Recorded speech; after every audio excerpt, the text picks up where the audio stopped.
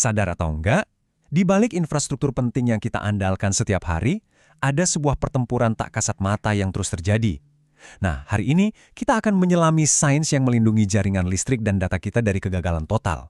Kita akan bedah standar IEC 6587, sebuah prosedur pengujian yang super ketat untuk memastikan material yang kita pakai itu benar-benar tangguh dan siap menghadapi kondisi paling ekstrim sekalipun.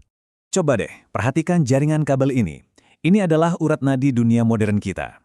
Mereka menyalurkan listrik dan juga data ke seluruh penjuru dunia. Tapi, yaitu, mereka juga diserang tanpa henti oleh cuaca, polusi, dan bahkan oleh tegangan listrik yang mereka bawa sendiri. Jadi, perlindungannya itu benar-benar krusial. Oke, biar kita bisa paham gimana caranya kita memenangkan pertempuran senyap ini, kita akan bagi pembahasannya jadi 5 bagian. Kita mulai dari kenapa ini penting banget, lalu kita kenalan sama musuhnya, terus kita masuk ke lab buat lihat gimana pengujiannya, gimana eksperimennya dijalankan, dan terakhir gimana kita membaca hasilnya. Yuk kita mulai dari garda terdepan. Sebenarnya, material apa sih yang jadi benteng pertahanan antara infrastruktur super penting ini dengan dunia luar yang ganas? Begini, saluran listrik zaman sekarang itu nggak cuma bawa listrik. Kabel-kabel fiber optik yang nebeng di jalurnya udah mengubah mereka jadi semacam jalan tol data super penting. Artinya apa? Mati listrik atau gangguan itu bukan lagi pilihan. Semuanya harus jalan terus tanpa henti. Dan itu artinya level perlindungannya harus jauh lebih kuat dari sebelumnya. Kalau kita coba zoom in ke anatomi kabel optik, kita bakal lihat ada beberapa lapis pelindung. Tapi, yang jadi fokus utama kita sekarang adalah si selubung luar atau outer sheath. Lapisan polimer inilah satu-satunya benteng antara inti kabel yang rapuh dan gempuran gabungan dari tegangan tinggi dan alam. Nah, material inilah yang jadi tersangka dalam pengujian kita. Nah, setelah kita tahu apa yang kita lindungi, sekarang saatnya kenalan sama musuhnya. Ini adalah sebuah fenomena yang nggak kelihatan mata, tapi dampaknya bisa sangat merusak. Namanya electrical tracking. Jadi, si selubung pelindung ini nggak cuma menghadapi satu ancaman, tapi dikeroyok dari 4 arah sekaligus. Ada radiasi UV dan panas yang bikin dia rapuh seiring waktu, terus ada kelembapan dan polusi yang menciptakan lapisan konduktif di permukaannya. Ada juga tekanan fisik pas pemasangan yang bisa bikin lecet, dan tentu saja, yang paling utama, ada tegangan listrik tinggi yang konstan. Nah, yang paling ngeri itu adalah pas semua tekanan tadi bergabung. Kombinasi antara lembab dan tegangan tinggi bisa memicu percikan-percikan listrik kecil, atau yang kita sebut arcing.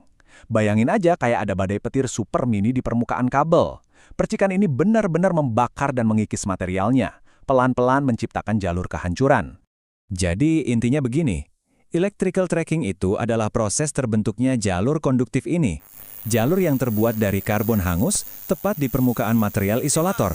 Nah, begitu jalur ini terbentuk, material itu udah nggak bisa lagi disebut isolator.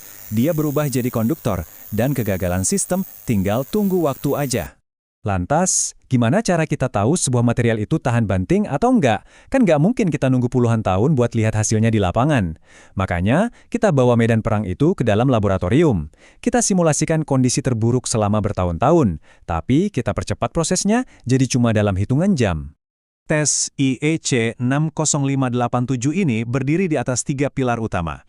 Pertama, kita simulasikan polusi paling parah dengan cairan kontaminan yang diracik khusus. Kedua, kita atur sampelnya dengan posisi miring 45 derajat. Ini penting banget buat mengontrol aliran kontaminan. Dan ketiga, tentunya kita kasih tegangan tinggi buat memicu proses kerusakannya. 3 pilar inilah yang menciptakan simulasi penuaan yang terkontrol dan dipercepat. Jadi, gimana sih alatnya dirakit? Semuanya dimulai dengan persiapan sampel yang super teliti. Sampelnya harus dibersihkan dulu pakai pelarut buat menghilangkan kotoran apapun. Habis itu dibilas pakai air suling murni. Langkah kuncinya adalah memastikan air bisa membasahi permukaan secara merata. Kalau enggak, sampelnya diamplas sedikit. Detil kecil tapi penting banget buat konsistensi hasil. Berikutnya, kita pasang elektroda dan sistem pengantar kontaminannya. Elektroda atasnya terbuat dari baja tahan karat dengan ketebalan presisi. Nah, di bawahnya ada tumpukan 8 lembar kertas saring. Ini bukan sembarang kertas ya. Ini semacam reservoir canggih yang dirancang buat meneteskan kontaminan secara perlahan dan merata ke sampel. Nah, ini dia gambaran lengkapnya setelah semua terpasang. Seluruh rangkaian ini dikunci pada sudut yang sangat spesifik, yaitu 45 derajat. Dan jarak antara elektroda atas dan bawah juga harus presisi, tepat 50 mm. Setiap milimeter, setiap derajat, itu penting banget buat memastikan pengujian ini bisa diulang dengan hasil yang sama di lab manapun di seluruh dunia. Terus, hujan buatan yang kita pakai itu apa? Ini bukan air biasa, tapi sebuah resep kimia yang presisi.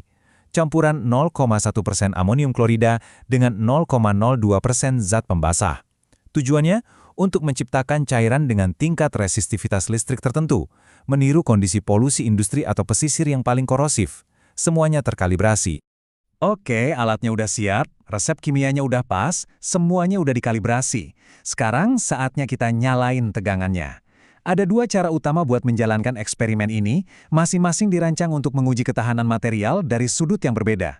Di sini ada dua filosofi pengujian. Metode 1, ini yang paling umum, lebih mirip tes lari maraton. Kita kasih tegangan tinggi, misalnya 4,5 kV, terus kita lihat, kuat gak materialnya bertahan selama 6 jam non-stop. Sementara metode 2, itu lebih kayak tes angkat beban. Kita mulai dari tegangan rendah, terus naikin bebannya tiap jam, sampai dia menyerah atau gagal. Yuk kita lihat lebih dekat metode 1. Jadi, eksperimen dimulai. Dalam 10 detik pertama, tegangannya dinaikkan sampai ke level target. Setelah itu, stopwatch dinyalakan.